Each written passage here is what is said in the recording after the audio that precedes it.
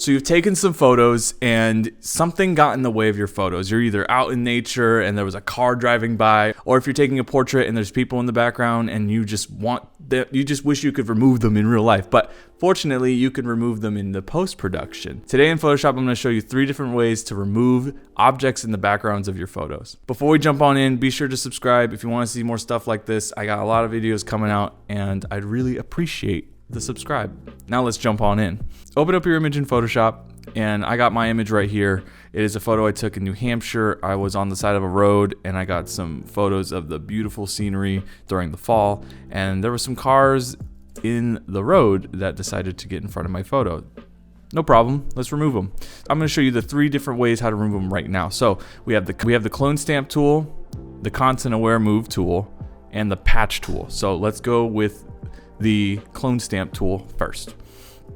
And how this tool works is it captures one part of the image and it basically clones it to another part of the image. So you're going to want to hold Alt and select a part of the image that is easily duplicatable. You want to pick part of the image that you're able to put on top of the thing that you're trying to remove. So in this case, I want to use the shadow of the background to cover up the car. So select the point by holding Alt or Option and clicking, and so now that is our source point. And then you're going to want to make sure your brush is set to something soft, either soft round or soft round will work. And then you're going to want to go over your car and just wipe the image clean, and like magic it goes away. You're going to want to be careful though, because if your source point is on an object like another car or the ground, it's going to duplicate. See that it duplicates it, so we don't want to do that. So we want to make sure it encompasses the background. We want to make sure that it's something that is natural, something like the background that we could easily remove from the photo. So it's selecting different points and just going in and removing.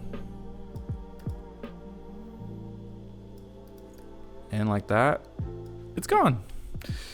So that's one way of doing it. Now let's use the content aware fill tool or content aware move tool. You want to go in and you're going to want to select a part of the image that you're going to want to put on top. So how this tool works is that you select one part of the image and you basically move it on top of the other, and Photoshop does some magic. So we're going to use this right side to cover up this spot right here. So we're going to go drag, and I'm being very quick about this.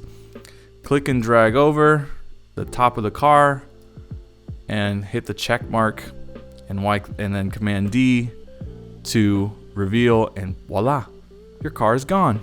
There's another car, it's hidden right here. And what we're gonna do is we're gonna use the patch tool now.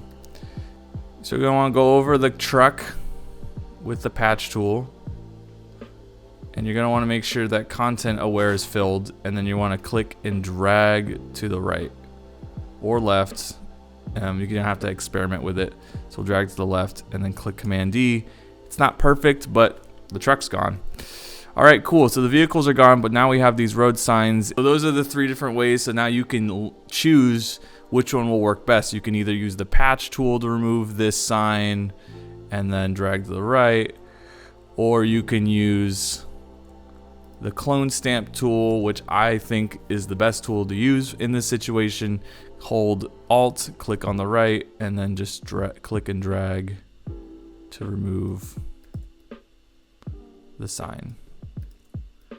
It's really easy, really simple, and just like that, the cars are gone and the sign is gone, and now I can post this on Instagram and pretend no one was around. So that's how you remove objects in Photoshop. 3 different ways to do it. All of them work. It's not a matter of which tool you use, it's a matter of which one that you're most comfortable with in the situation that you're in. So don't be afraid to experiment and try out different tools for different things.